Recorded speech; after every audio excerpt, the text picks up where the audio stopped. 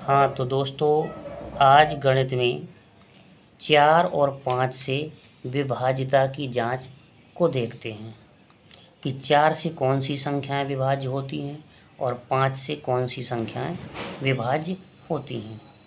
तो ये वीडियो जैसा कि बेसिक के विद्यार्थियों के लिए व अन्य सभी के लिए बहुत ही महत्वपूर्ण है।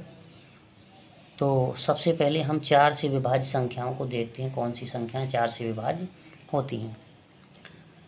यदि इकाई दहाई से बनी संख्या, यानी इकाई और दहाई से जो संख्या बनती है वो 4 से विभाजित होती है, तो वह पूरी बड़ी से बड़ी संख्या, कितनी भी बड़ी संख्या हो, यदि उसकी इकाई और दहाई के दोनों अंक 4 से विभाजित हो जाते हैं तो वह संख्या 4 से विभाजित हो जाएगी। और यदि इकाई और दहाई के दोनों अंक शून्य हैं तब भी वो बड़ी से बड़ी संख्या 4 से विभाज्य हो जाएगी। अब देखते हैं, जैसे कि कुछ संख्याएं दी हैं।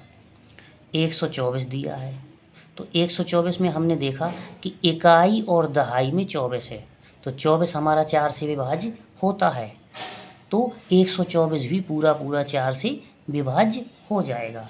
अब दूसरी संख्या में हमने देखा इकाई दहाई में 28 है, तो 28 हमारा 4 से विभाज्य है, तो हम 28 को 4 से विभाज्य पूर्णतः मान सकते हैं। क्यों? क्योंकि इकाई दहाई के यदि अंक 4 से विभाज्य है तो पूरी बड़ी से बड़ी संख्या 4 से विभाज्य हो जाएगी। अब देखते हैं, दो संख्याएं ऐसी हैं कि जिनमें इकाई और दहाई में शून्य है, तो दो जब शून्य होते हैं इकाई और दहाई में तो वो पूरी संख्या 4 से विभाज्य हो जाती है। तो देखते हैं ये कुछ नियम। तो 4 का हमने भाग दिया, 4 जांच कर लेते हैं।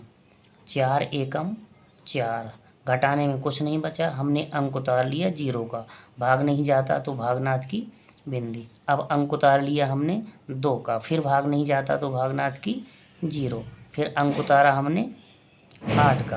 अब वो आ गया हमारा 4 सत्ते 28। ये देखिए पूरा पूरा भाग चला गया 4028 में।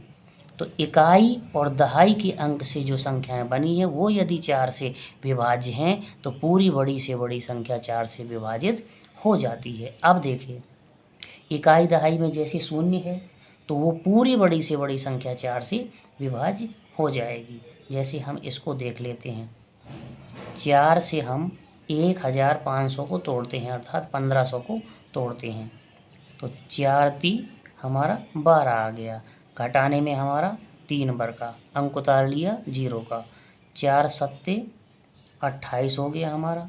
अब हमने 30 में से 28 घटाया, 2 बचा, ये अंक उतार लिया हमने 0 का, 4 पंचे 20।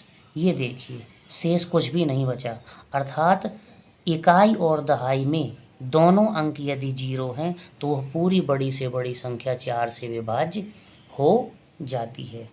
अब देखते हैं हम 5 से विभाज्यता का नियम।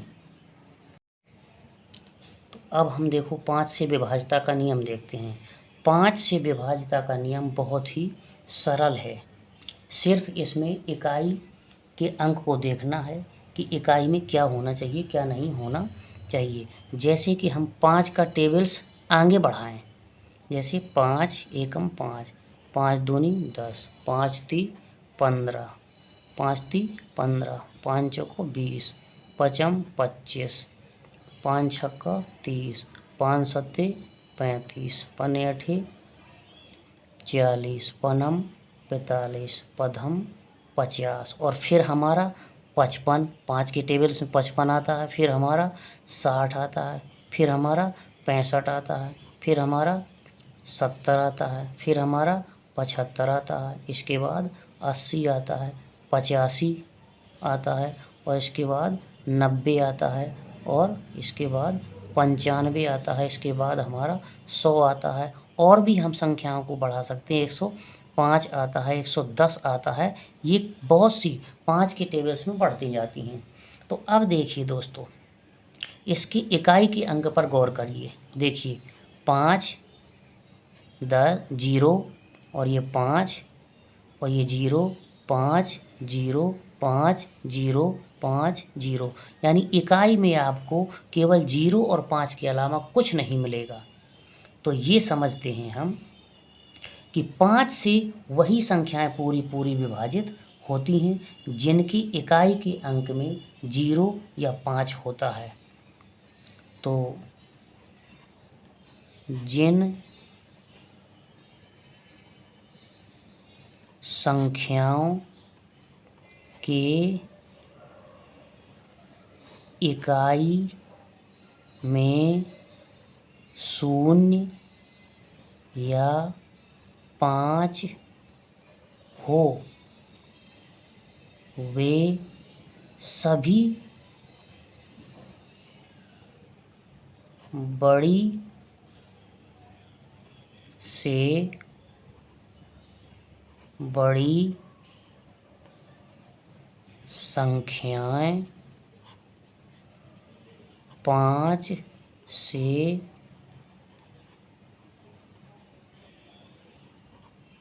विभाजित हो जाती हैं। अब इसके कुछ उदाहरण देख लेते हैं। जैसे हमने कुछ ले लिया 250, तो इसमें इकाई में 0 है, तो ये 5 से पूरी पूरी विभाजित हो जाएगी। अब जैसे हमने ले लिया 9545, इसमें इकाई में 5 है, तो ये भी पूरी पूरी 5 से विभाजित हो जाएगी। कितनी भी बड़ी संख्या हो, केवल इकाई में हमारा 0 या 5 आना चाहिए, तो वो संख्या 5 से विभाजित हो जाती है। अब देखते हैं, ये देखो,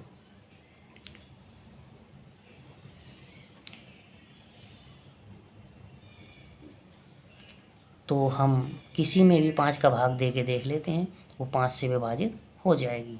तो ये देखो 9545 को देखते हैं। 5 एकम 5, घटाने में हमारा 4 बचा। अब हमने अंक उतार लिया 5 का, 5 नम 45, घटाने में कुछ नहीं बचा, अंक उतार लिया हमने 4 का, भाग नहीं जाता तो भागनाथ की 0। अब हमने अंक उतार लिया 5 का, 5 नम 45, देखो शेष नहीं बचा। तो इसका मतलब इकाई के स्थान पर 5 या 0 है, तो वह पूरी बड़ी से बड़ी संख्या 5 से विभाज्य हो जाएगी।